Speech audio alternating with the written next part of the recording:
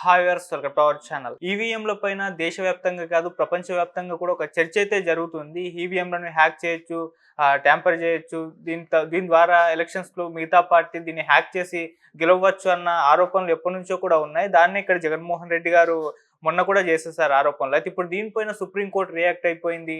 చంద్రబాబు నాయుడు గారికి అండ్ జగన్మోహన్ రెడ్డి గారికి ఇద్దరిని కూడా చురకలంటించింది అని అంటున్నారు. ఆ ఈవీఎంల పైన సుప్రీం కోర్ట్ ఏ విధంగా రియాక్ట్ అయిపోయింది? సో ఇప్పుడు ఇదే అంశం మీద డిస్కస్ చేయడానికి ప్రజెంట్ మనతో పాటు జగదేవ్ గారు సీనియర్ జర్నలిస్ట్ వాళ్ళతో ఒకసారి డిస్కస్ చేసి తెలుసుకుందాం. సార్ నమస్కారం. నమస్తే సార్, ఈవీఎంల పైన మొన్న జగన్మోహన్ రెడ్డి గారు మాట్లాడారు. దీన్ని హ్యాక్ చేయొచ్చు, ట్యాంపరింగ్ చేయొచ్చు, ఆ విధంగానే కూటమి గవర్నమెంట్ గెలిచిందని ఆయన ఆరోపణలు చేస్తారు. అయితే ఇప్పుడు సుప్రీంకోర్టు రియాక్ట్ అయిపోయింది ఈవీఎంల పైన. ఇటు చంద్రబాబు నాయుడు గారి పైన అండ్ జగన్మోహన్ రెడ్డి గారి పైన ఇద్దరి పైన కూడా చురకలంటించింది అని చెప్పేసి చెప్తున్నారు. అసలు సుప్రీంకోర్టు ఏ విధంగా రియాక్ట్ అయింది? మీ ఒపీనియన్ ఏంటి సార్ ఈవీఎంల పైన?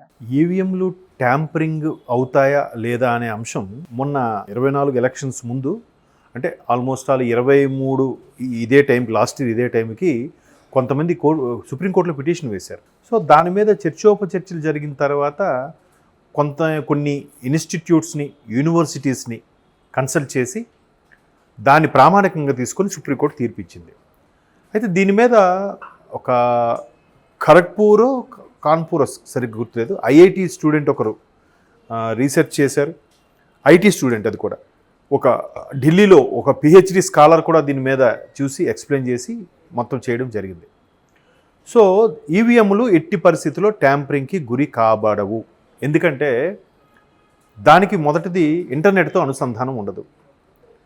పోనీ వైఫై ల్యాండ్ లాగా ఏవైనా కనెక్ట్ చేస్తారు, వైఫై కానీ ల్యాండ్ కానీ ఏవో ఉంటాయి మనకి ఆ నెట్వర్క్ అడ్మినిస్ట్రేటర్స్కి ఆ ఐడియా ఉంటుంది, మనకు అంత ఐడియా ఉండదు. సో అట్లాంటివి లేదు, కేవలం ఒక డివైజ్, ఈ డివైజ్ ఒక ఎలక్ట్రికల్ డివైజ్ లాగా ఒక స్విచ్కి కనెక్ట్ చేస్తారు. అది ఆన్ చేయగానే కీ అండ్ బీప్ సౌండ్ వస్తుంది. దానికి కనెక్షన్గా ఇంకో చిన్న ప్రింటర్ లాంటిది ఉంటుంది. ఓకే, దానికి అక్కడ వెళ్ళిన తర్వాత మనం ఏ బటన్ ప్రెస్ చేసామో ఆ బటన్ ఏ యాంబ్లమ్ అయితే మనం ప్రెస్ చేసామో ఆ యాంబ్లమ్ సంబంధించిన ఒక paper cut printout just cut అయి పడుతుంది, అంతే. సో దానికి ఈవీఎంలు, ట్యాంపరింగు, ఇంటర్నెట్టు, శాటిలైటు, ఏవో రకరకాల కథనాలు, ఇవేవి కాదని చెప్పాక సుప్రీంకోర్టు అది అప్పుడు కొట్టేసింది. అయితే ఇదే 2019లో కూడా జగన్మోహన్ రెడ్డి గారు 151 సీట్లతో మెజార్టీ సంపాదించినప్పుడు టీడీపీకి వ్యతిరేకత అయితే లేదు.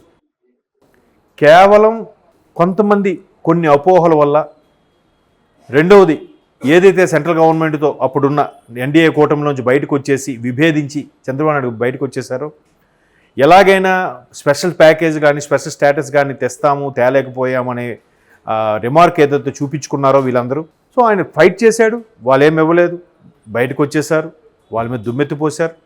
At the same time YSRCP వాళ్ళు కూడా మాకు 25 ఇవ్వండి, వాళ్ళ మెడలు వంచి తెస్తామని చెప్పి ఇలా అనుకుని మాట్లాడారు. సో అది నమ్మారు. అండ్ మోరోవర్ జగన్మోహన్ రెడ్డి గారు కూడా తండ్రి లేని పిల్లాడు, ఆ తర్వాత పాపం జైలుకి వెళ్ళి వచ్చాడు, అక్రమంగా కేసులు బనాయించారు. ఇలాంటి సానుభూతి కూడా ఆయనకు వర్కౌట్ అయ్యాయని అనుకుంటున్నాను. సరే, ఒక మంచి బిజినెస్ మ్యాన్ కదా, ఒకసారి అవకాశం ఇద్దాం అనుకున్నారు కొంతమంది, ఒక వర్గం వాళ్ళు. సో అది వర్కౌట్ అవ్వడం వల్ల ఏంటో 151 సీట్లు రావడం జరిగింది. అప్పుడు చంద్రబాబు నాయుడు గారు ఇట్లా ఇంత వ్యతిరేకత అయితే లేదే మనకి, ఎట్లా ఇంత తక్కువ వచ్చాయి మనకి, మరీ దారుణంగా 23కి ఏమిటి, ఏదో జరిగింది, సంథింగ్ వాజ్ హ్యాపెన్ అనుకొని అపోహతో చాలామంది చెప్పిన తర్వాత కన్సల్ట్ చేసి పెట్టారు. అప్పుడు కూడా క్లారిటీ ఇచ్చింది దానికి ట్యాంపరింగ్ అవ్వాలి అనేది. సో అక్కడ కదా ఆయన ఆపేశాడు.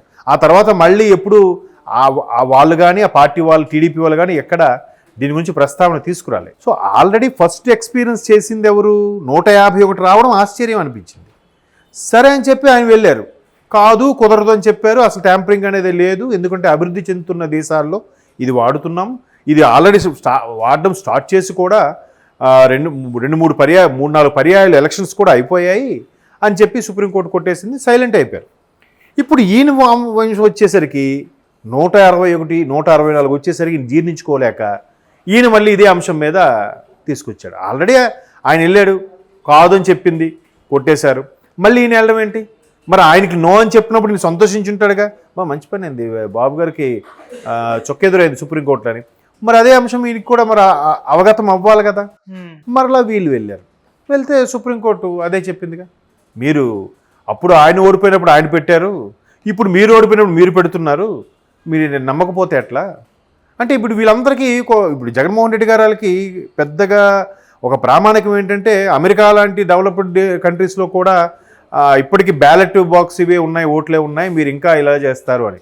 అరే మనం అప్గ్రేడ్ అవుతున్నాం కదా, వాళ్ళు బ్యాలెట్ మళ్ళీ మెయింటైన్ చేస్తున్నారంటే వాళ్ళ దాని ఏమంటారు అభద్రతా భావం ఉంది వాళ్ళకి. అండ్ మోర్ ఓవర్ వాళ్ళు జనాభా తక్కువ, తిప్పుకొడితే 30 కోట్ల మంది.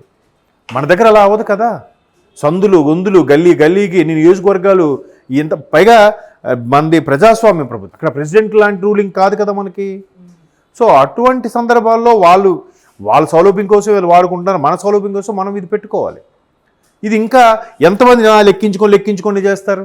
అదే పైగా నోట్ల మిషన్ లాగా ఇలా పెట్టేస్తే కర్రని తిరిగేస్తే మళ్ళీ అలా ఒప్పుకోరు. లేదు ఈచ్ అండ్ ఎవ్రీ ఇవ్వాలి, అంటుకొని ఉంటాయి, రకరకాల కథలు చెప్తారు. సో ఇంత అతిపెద్ద ప్రజాస్వామ్య దేశం కాబట్టి ఈవీఎంలు అనేది ఈజీ కాబట్టి త్వరితగతిన అప్గ్రేడ్ అవుతున్నాం కదా. ఇవాళ రేపు చిన్న ల్యాండ్లైన్ నుంచి బుడ్డఫోన్కి వచ్చాం, బుడ్డఫోన్ నుంచి కాస్త టచ్ స్క్రీన్కి వచ్చాం, టచ్ స్క్రీన్ నుంచి స్మార్ట్ వచ్చాం, స్మార్ట్ నుంచి ఈరోజు ఆండ్రాయిడ్ అంటున్నాం, రకరకాల వెర్షన్లు. ఆల్మోస్ట్ అరచేతిలో మనకి స్వర్గం కనబడుతుంది, ప్రపంచం చూస్తున్నాం. సో అలా అప్గ్రేడ్ అవుతున్నప్పుడు లేదు ఇప్పుడు అదే ఫోన్లలో మనకేం జరుగుతున్నాయి? సరే నెట్ ఉంది కాబట్టి యాప్స్ ద్వారా ఏదైనా గ్యాంబ్లింగ్ జరుగుతున్నాయి, అలా జరుగుతున్నాయి కదని చెప్పి మళ్ళీ ల్యాండ్లైన్కి వెళ్తున్నామా? లేదే. దీన్నే బ్లాక్ చేసుకోవడమో, ఇంకో సిమ్ పెట్టుకోవడమో, లేదంటే ఇంకో ఫోన్ మార్చడమో చేస్తున్నాం. సో అక్కడ కూడా దానికి అసలు ఆ ఇంటర్నెట్తో అనుసంధానం లేదు కాబట్టి క్లియర్ కట్గా ఇన్స్టిట్యూషన్స్ అలాగే ఐఐటి సెంట్రల్ వాళ్ళు కూడా ఆ విద్యార్థులు సర్వే చేసి దాని మీద దాన్ని కేస్ స్టడీ అంటారు, కేస్ స్టడీ చేసి అది ఈవీఎంలు ట్యాంపరింగ్కి గురి కాబడవు అని నొక్కి ఒక్క నుంచి మరీ చెప్పారు. చెప్పిన తర్వాత మళ్ళీ ఆయన పిటిషన్ వేసినప్పుడు, బాబు గారు పిటిషన్ వేసినప్పుడు ఇవన్నీ రాలే. మొన్న ఎలక్షన్స్ ముందు వచ్చింది, చాలా రాష్ట్రాల వారు కూడా వేశారు. అలా జరిగి నిజంగా సెంట్రల్ గవర్నమెంట్